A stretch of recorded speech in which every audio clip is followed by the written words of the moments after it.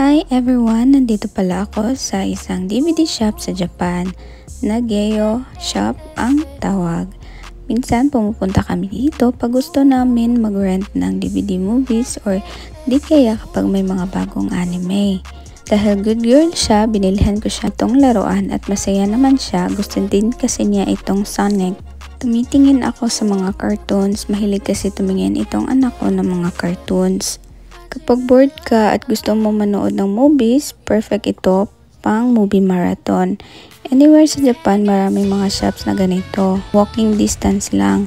Lucky kasi may mga bagong out na episode ng mga anime. Wow! Nakakatuwa din kasi manood nito. Alam ko, madami makaka-relate dyan na anime lover din. At pagkatapos ay nagbayad na din kami. Self-service lang. At yung anak ko gusto niya mag-punch ng sarili niyang biniling laruan. Nanap niya pa ang stop kaso wala.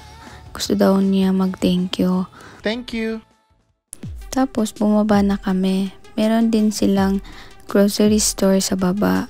At pumili rin kami ng snacks namin. Mga iba pang kailangan namin sa bahay. Very convenient nga, di ka na mahihirapan pa. Marami silang iba't ibang products dito mula sa mga foods, skincare at gamot na rin. Parehas lang din naman sa ibang grocery stores, may mahal at may mura din na mabibili mo. Di mo na kailangan pang lumayo.